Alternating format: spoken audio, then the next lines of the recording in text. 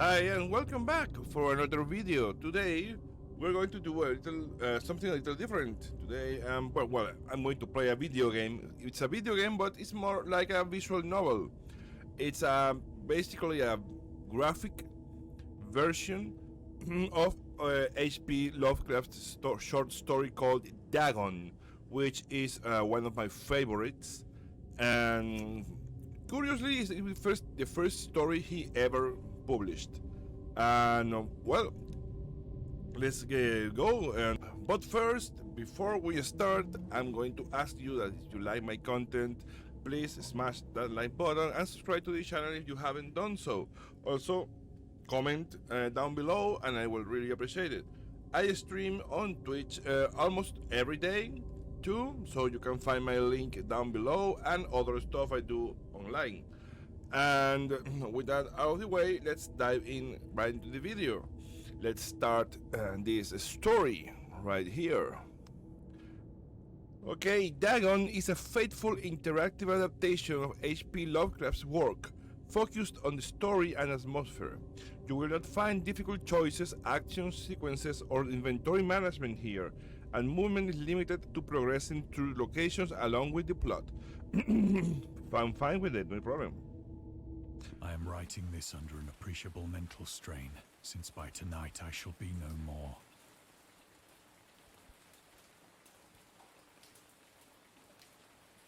Yeah, I always imagine that there, the guy staring at the her window, at her window. That will become important later.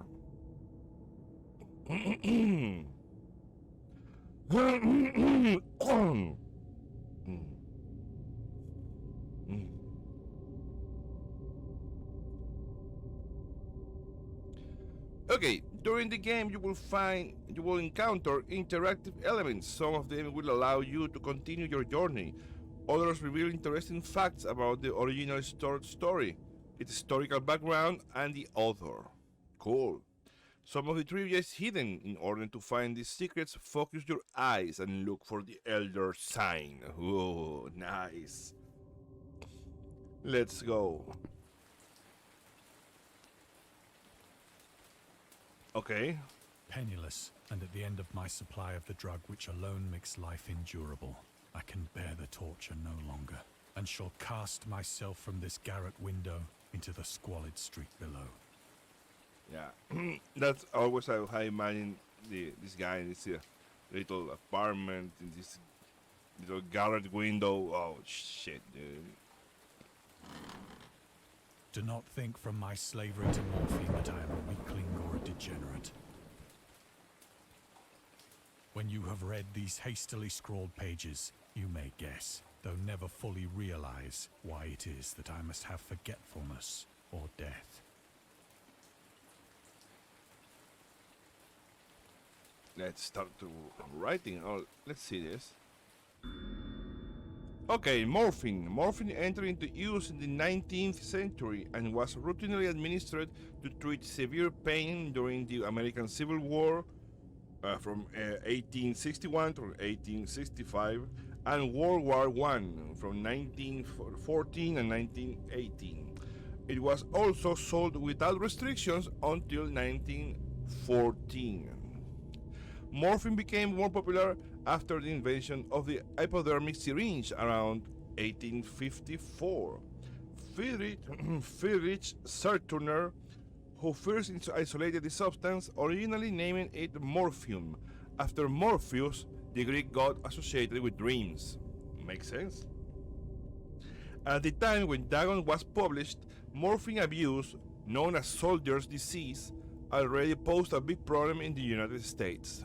That's nice. I didn't know they throw you in those little historical facts before, because I understand that sometimes Lovecraft stories are a bit hard to get into, to especially young people or people who doesn't know so much about the story of the time, the things about the time. So I get it could be a little hard to get into the mindset of that time. It's great. I really wish these guys do more stories like that with these little facts thrown in so people can get into the the mindset of the person. It's great. It's great. I'm loving this. You can really discover trivia immediately or go back to them later in the main menu. Turn off displaying trivia. You'll find that the feature distracts you from the story. No, it does not. Show trivia upon finding them. Yes, please. Are any more trivia around here? No? Well, let's get into writing this poor unfortunate soul's last words. It was in one of the most open and least frequented parts of the broad Pacific that the packet of which I was supercargo fell a victim to the German sea raider.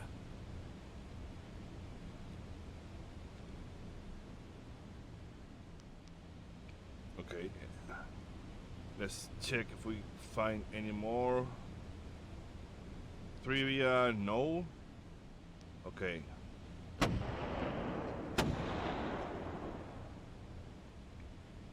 The Great War was then at its very beginning, and the ocean forces of the Hun had not completely sunk to their later degradation.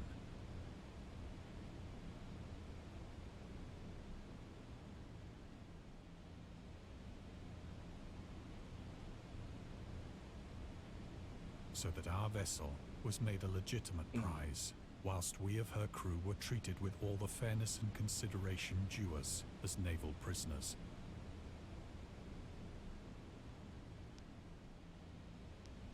Okay. The HUNS. The HUNS were Central Asian nomads who established a dominion in Europe and invaded the Roman Empire in the 5th century AD. They were known as brutal, deadly warriors and masters of quick raids who also developed powerful composite bows, lassos, and early siege weapons. During World War I, the British used the word Hun as a synonym for Germans in order to emphasize their brutality.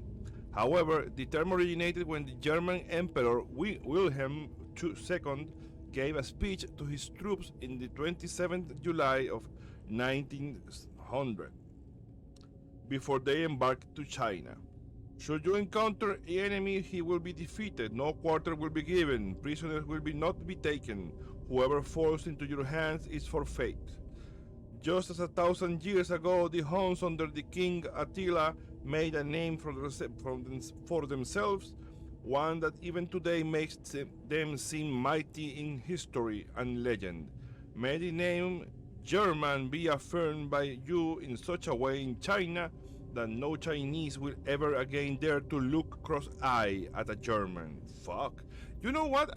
I didn't know the details about the first. I don't know much details about World War One. But I didn't know Germany invaded China. Germany invaded China. Sorry. The refusal to take prisoners was a clear breach of the laws and customs of war adopted during the First Hague Convention in 1899. Well, but we are prisoners now.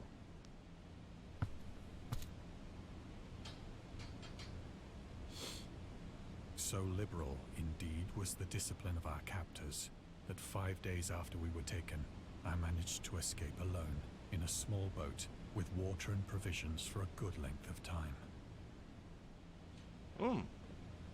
Very resourceful or guy. But he will wish he didn't do that.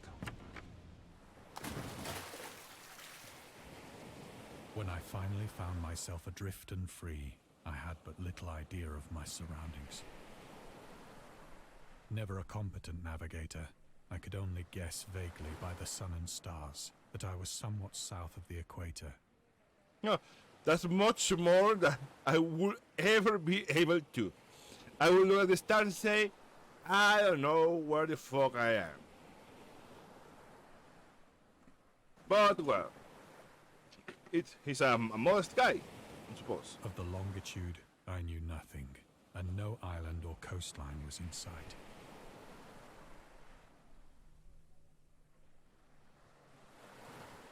Alright, let's see. Okay, that's one thing. Let's see if we can find any more trivia. No, let's go over there.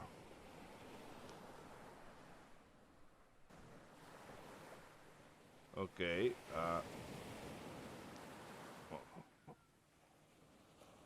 The weather kept fair, and for uncounted days I drifted aimlessly beneath the scorching sun, waiting either for some passing ship or to be cast on the shores of some habitable land.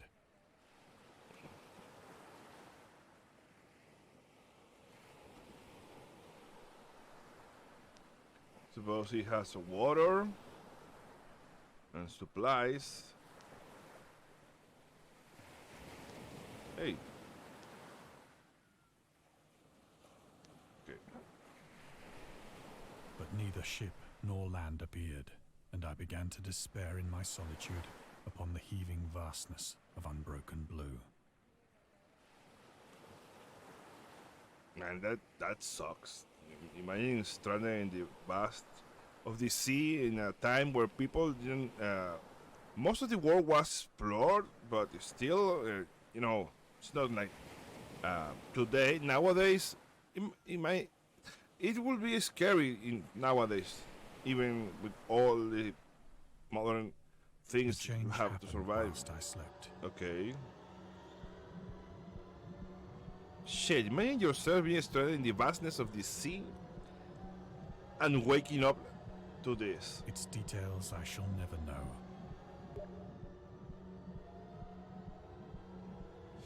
For my slumber, though troubled and dream-infested, was continuous.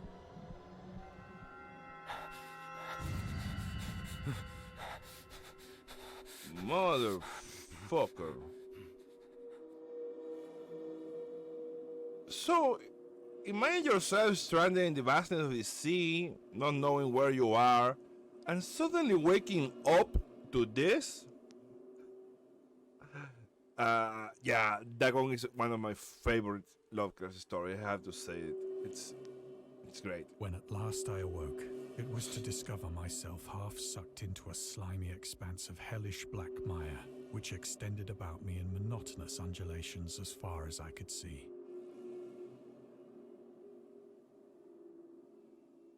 And in which my boat lay grounded some distance away. Though one might well imagine that my first sensation would be of wonder at so prodigious and unexpected a transformation of scenery, I was in reality more horrified than astonished.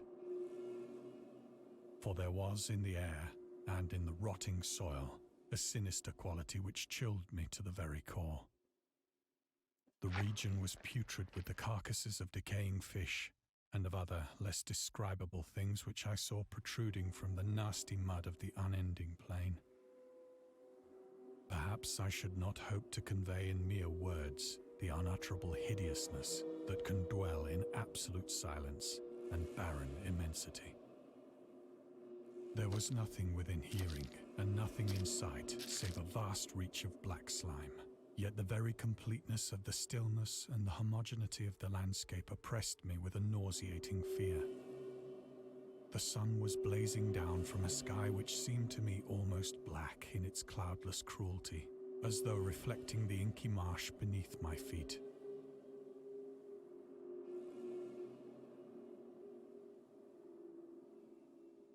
Okay, the boat. Let's see if we can find anything else.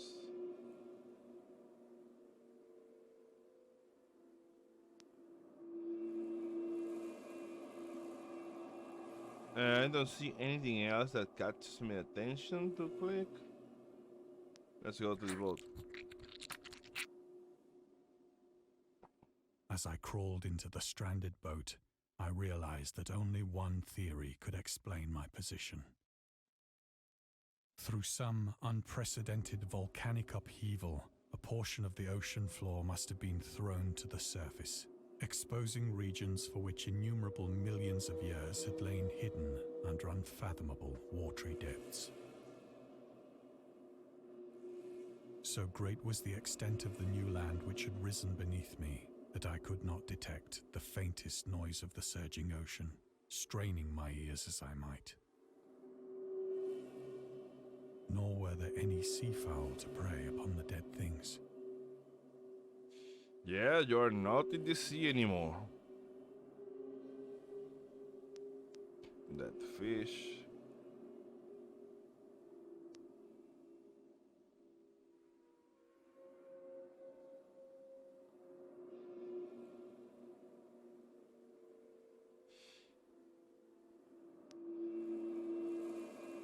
For several hours I sat thinking or brooding in the boat, which lay upon its side and afforded a slight shade as the sun moved across the heavens.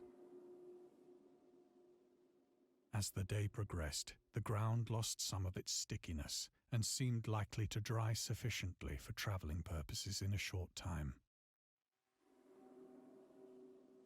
That night I slept but little, and the next day I made for myself a pack containing food and water, preparatory to an overland journey in search of the vanished sea and possible rescue.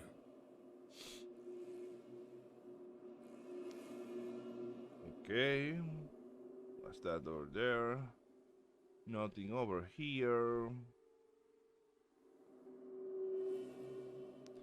Let's get the pack. On the third morning, I found the soil dry enough to walk upon with ease. 3 days work. The odor of the fish was maddening, but I was too much concerned with graver things to mind so slight an evil, and set out boldly for an unknown goal.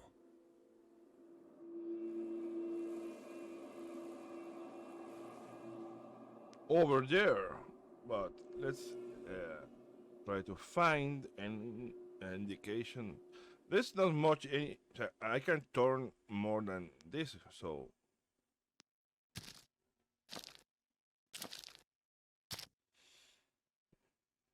All day I forged steadily westward, guided by a faraway hummock which rose higher than any other elevation on the rolling desert.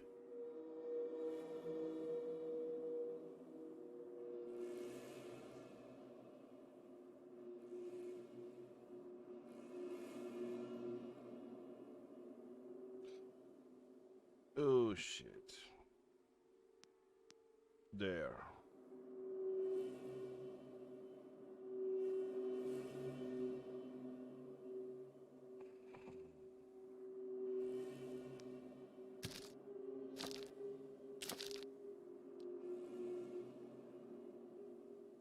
A whale, maybe. And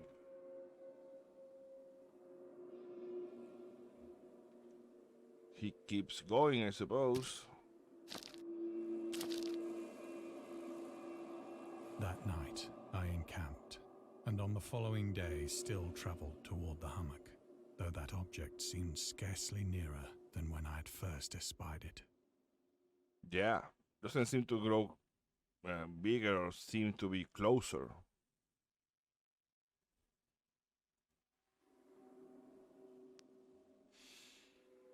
Do we have anything?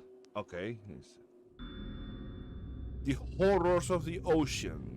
The creator of the Cthulhu mythos and the fictional underwater city of R'lyeh was convinced that the life could not exist at the bottom of the ocean because the water pressure would make it unhabitable. Today we know that the darkest depths of the ocean are home to many peculiar organisms, and the deepest dwelling fish we have discovered so far, the Mariana snailfish, can live about 80,000 meters, more than 26,000 feet, below the ocean's surface, in never-ending darkness at hellishly crushing pressures, hundreds of times stronger than those found at sea level. Upon glancing at the modern photos of deep-sea creatures, such as the anglerfish, the fang-tooth or the viperfish, and their truly Lovecraftian characteristics, it's hard not to find some irony in this. Yeah, it was a time where we didn't know many things, and there were some scientific advances, but still a lot of mysteries. Another example is the planets. Lovecraft imagined what we know as Pluto he imagined it as Yugoth, as a planet. I suppose he thought that Pluto was a planet so far away from the sun that it will be dark and no one. It could be a perfect place for alien horrors to inhabit, like in his stories. So he named it Yugoth. In that time, Pluto was a mysterious place to imagine, a perfect place to imagine a lot of horrible things. But well, that's part of the beauty of the Cthulhu mythos. He imagined only terrible creatures could live at those depths in the ocean. Let's keep going.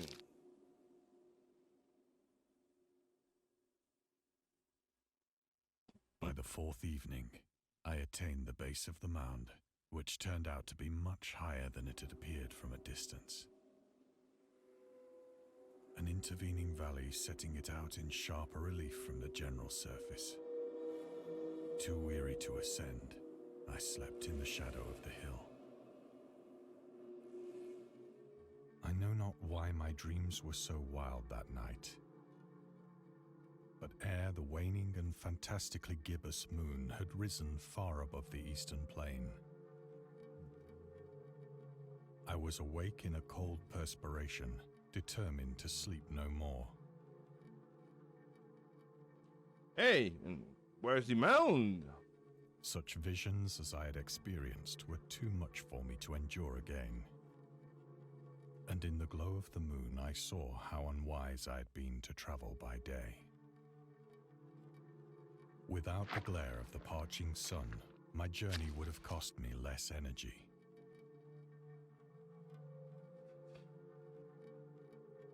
Indeed, I now felt quite able to perform the ascent which had deterred me at sunset.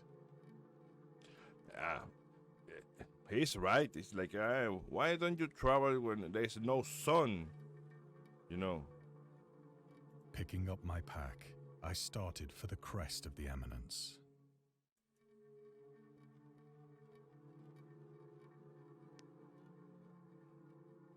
Well, grab the pack. I have said that the unbroken monotony of the rolling plain was a source of vague horror to me.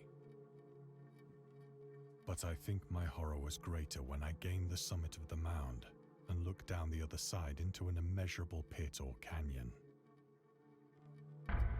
whose black recesses the moon had not yet soared high enough to illumine. I felt myself on the edge of the world, peering over the rim into a fathomless chaos of eternal night.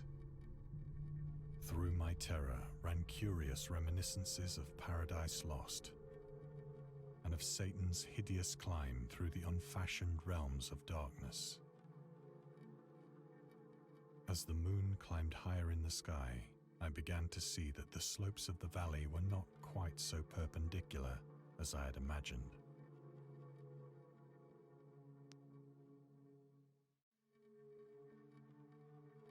Ledges and outcroppings of rock afforded fairly easy footholds for a descent, whilst after a drop of only a few hundred feet, the declivity became very gradual.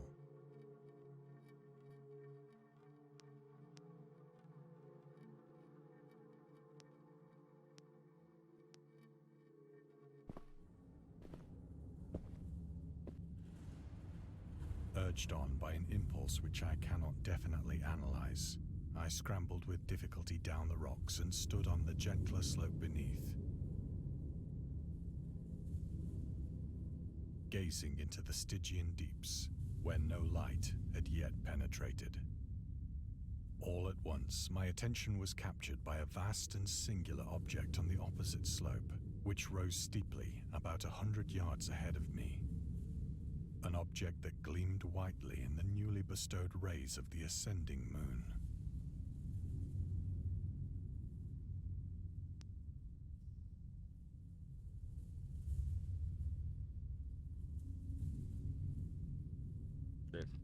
Let's go. The that it was merely a gigantic piece of stone, I soon assured myself. But I was conscious of a distinct impression that its contour and position were not altogether the work of nature. A closer scrutiny filled me with sensations I cannot express.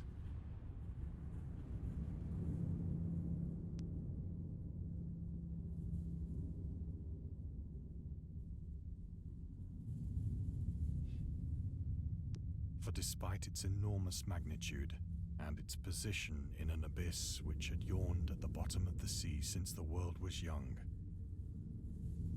I perceived beyond a doubt that the strange object was a well-shaped monolith, whose massive bulk had known the workmanship and perhaps the worship of living and thinking creatures. Dazed and frightened, yet not without a certain thrill of the scientist's or archaeologist's delight, I examined my surroundings more closely.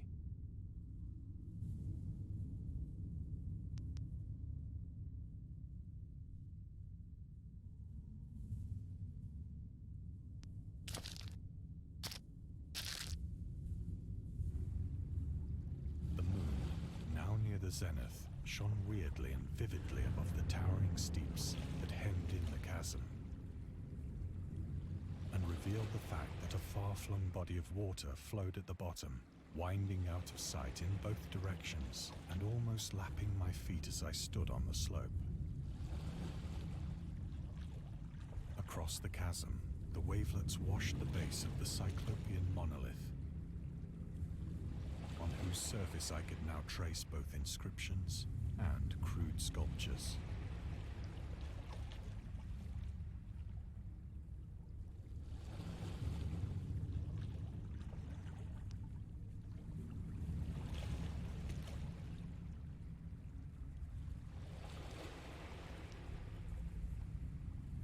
The writing was in a system of hieroglyphics unknown to me and unlike anything I'd ever seen in books,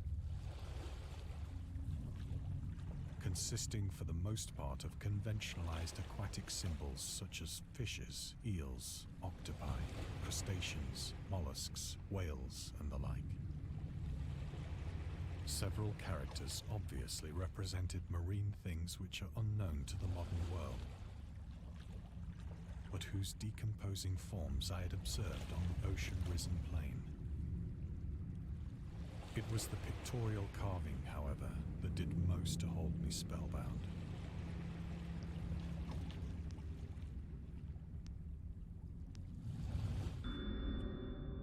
Storytelling methods. Dagon contains many themes and storytelling methods that Lovecraft developed in his later works, such as telling the story through carvings, at the Mountains of Madness and in the Nameless City, journals and characters' notes, the shadow out of time, the haunter of the dark, islands emerging from the ocean like the Call of Cthulhu, or fictional beings and deities based on real events and mythologies, the Migo in the Whisperer of the Darkness. It's also considered the origin of the popular Cthulhu mythos. Some of Lovecraft's other stories also conclude in a manner similar to Dagon, but let's skip the details in order not to spoil the ending. Well, everyone who knows his Cthulhu mythos knows how it is, and it's the Call of Cthulhu RPG game developed by Chaosium. It's one of the best. It's my favorite, and yeah, the game captures perfectly all these things. Plainly visible across the intervening water, on account of their enormous size, were an array of bas-reliefs whose subjects would have excited the envy of a Doré. I think that these things were supposed to depict men, at least a certain sort of men, though the creatures were shown disporting like fishes in the waters of some marine grotto, or paying homage at some monolithic shrine which appeared to be under the waves as well. Of their faces and forms I dare not speak in detail, for the mere remembrance makes me grow faint. Grotesque beyond the imagination of a Poe or a Bulwer. They were damnably human in general outline, despite webbed hands and feet, shockingly wide and flabby lips,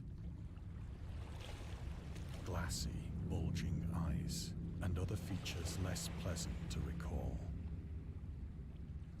Curiously enough, they seem to have been chiseled badly out of proportion with their scenic background. For one of the creatures was shown in the act of killing a whale, represented as but little larger than himself. No. I remarked, as I say, their grotesqueness and strange size, but in a moment decided that they were merely the imaginary gods of some primitive fishing or seafaring tribe. That's what most people would think. Some tribe whose last descendant had perished eras before the first ancestor of the Piltdown or Neanderthal man was born.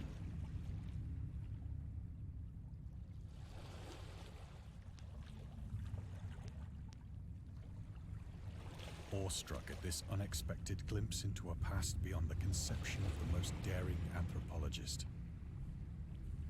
I stood musing whilst the moon cast queer reflections on the silent channel before me.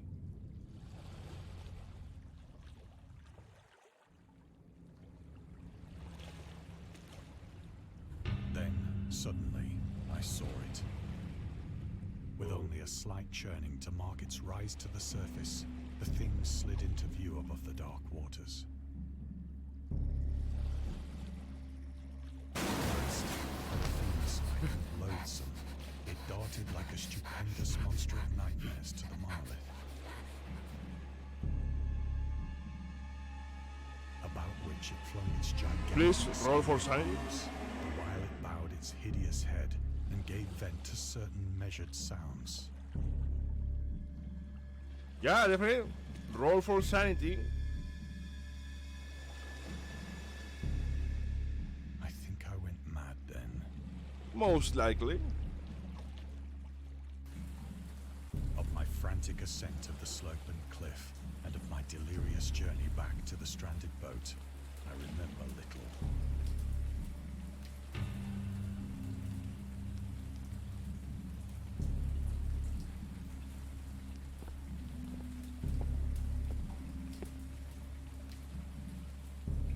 I believe I sang a great deal and laughed oddly when I was unable to sing.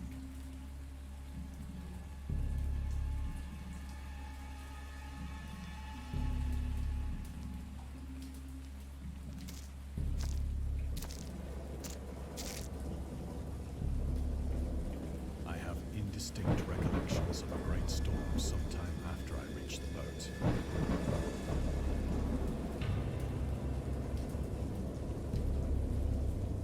At any rate, I know that I heard pearls of thunder and other tones which nature utters only in her wildest moods.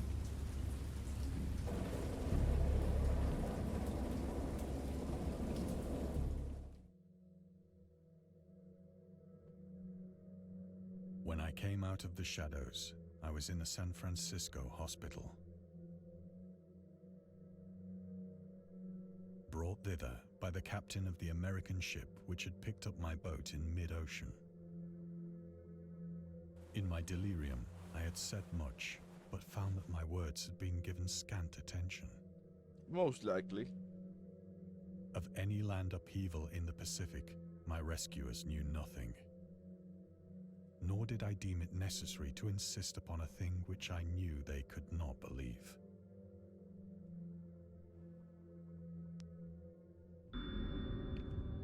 The journalist. Lovecraft was a prominent figure in the world of amateur journalism. In 1915, he started publishing his own journal called The Conservative, which included political and social commentary, poetry, short stories, and literary criticism written by him and other authors. Howard was a skilled wordsmith, but he also took criticism to heart, which resulted in his decision to step away from writing poetry and concentrate on weird fiction again, for the first time since his teenage years.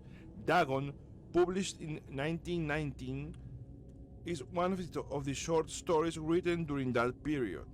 In this example, except from the conservative, the master of horror fiction explains his attitude towards warfare and the idea of world peace. Why any sane human being can believe in the possibility of universal peace is more than a conservative can fathom. Should the entire civilized world agree simultaneously to disarm, one or more nations would undoubtedly retain secret armaments and at the proper time take advantage of their more altruistic and less astute contemporaries in a wild career of conquest against unarmed victims. No country is or ever can be above warfare until the basic impulses of the human animal shall have miraculously changed. And he's not wrong. Now, that particular quote I never read, but he's not wrong. Is my opinion.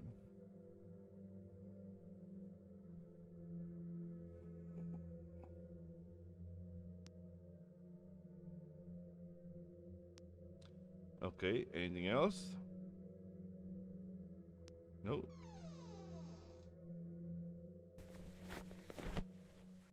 Once I sought out a celebrated ethnologist and amused him with peculiar questions regarding the ancient Philistine legend of Dagon, the fish god.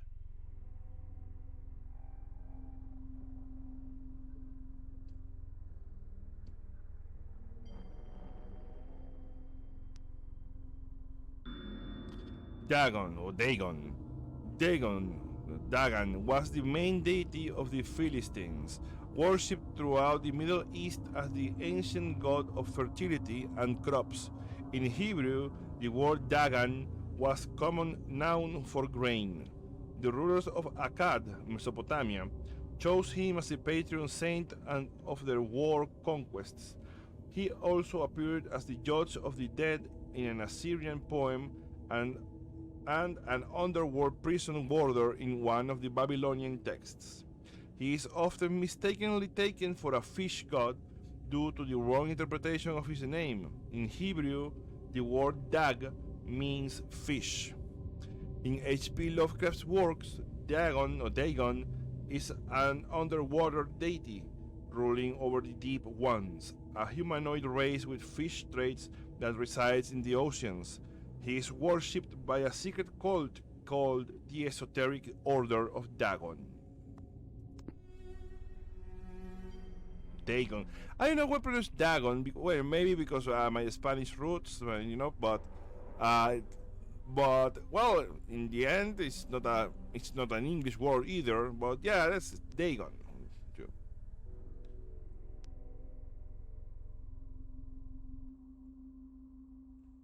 Let's Dagon.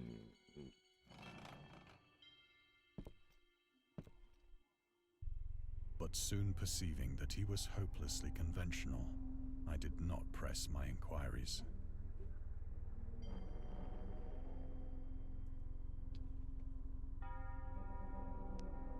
The Necronomicon. August Derleth and the Cthulhu Mythos. August Derleth was an American writer and anthologist. He also befriended Lovecraft and published many of his works throughout his company Arkham House. Although he greatly contributed to the popularization of the other works after his death, he is surrounded by numerous controversies. One of his most questionable decisions involved introducing the good versus evil doctrine. Derleth was a devout Catholic. To the Cthulhu Mythos, which contrasted with Lovecraft's view of the world and his approach to cosmic horror. As a result, the other works are often misunderstood and misrepresented in today's culture. It is also worth noting that Lovecraft was never really interested in creating a mythology. and the term Cthulhu mythos was coined by DERLETH after the author left the mortal plane.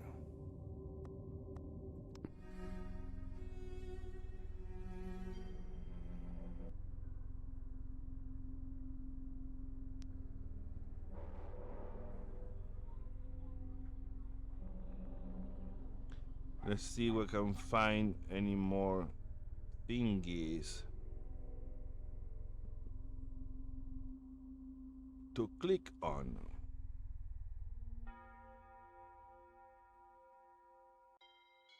Doesn't seem like it. Let's go to the clock.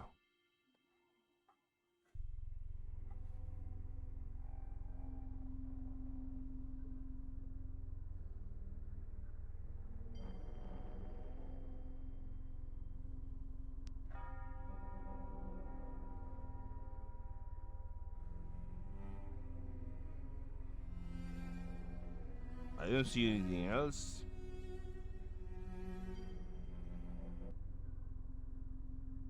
Nothing that grabs my attention. Let's go.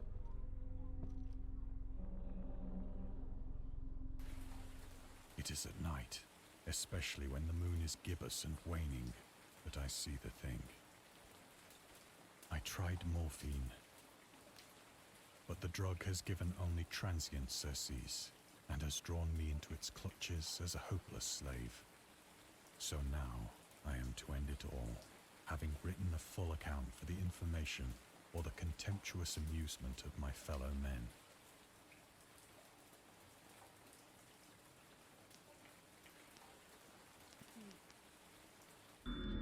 Lovecraft owned tobacco and alcohol. Lovecraft hated tobacco, even though he used to smoke when he was 12 in order to look and feel like an adult. In his correspondence with friend Reinhard Kleiner, he claims that he quit as soon as he started wearing long pants. He also had a very strong opinion about alcohol, as evidenced by his letter to Celia Brown, dated 13 February 1928. As for the matter of drinking, I have never tasted intoxicating liquor and never intend to, having a strong aesthetic disgust at anything which blunts or coarsens the delicate natural equipoise of the evolved human intellect and imagination. Drinking excited my personal repugnance, hence I don't drink. Let the herd do what they will. I'm rather in favor of prohibition, the prohibition of any one antisocial force as well as of any other. Source: The Spirit of Revision, Lovecraft's letters to Celia Brown Reed Bishop, H.P. Lovecraft, Sean Brandy, and Andrew Lehman's S.T. Joshi.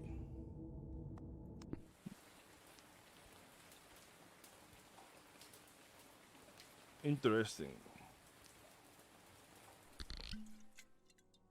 Often, Una última. I ask myself if it could not all have been a pure phantasm. A mere freak of fever, as I lay sun-stricken and raving in the open boat after my escape from the German man-of-war.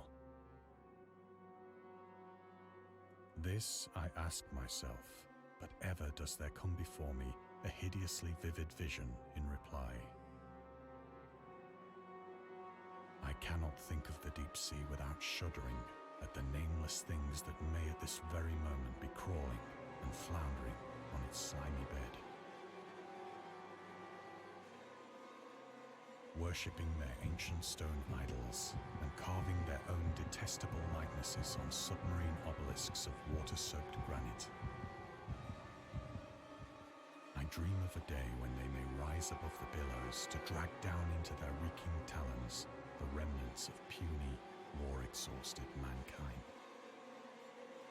Of a day when the land shall sink and the dark ocean shall ascend amidst universal pandemonium.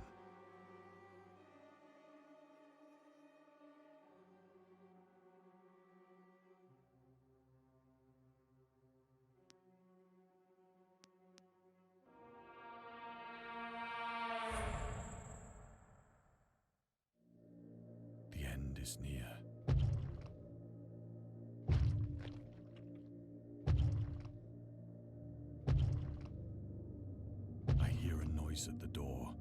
of some immense slippery body lumbering against it.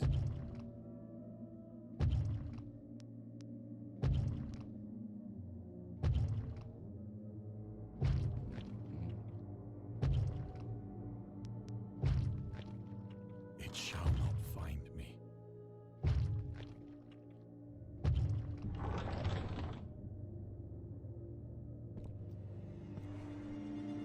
God, that hand!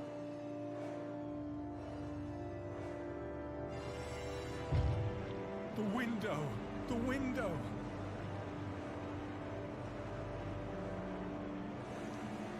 Adios, muchacho. Goodbye.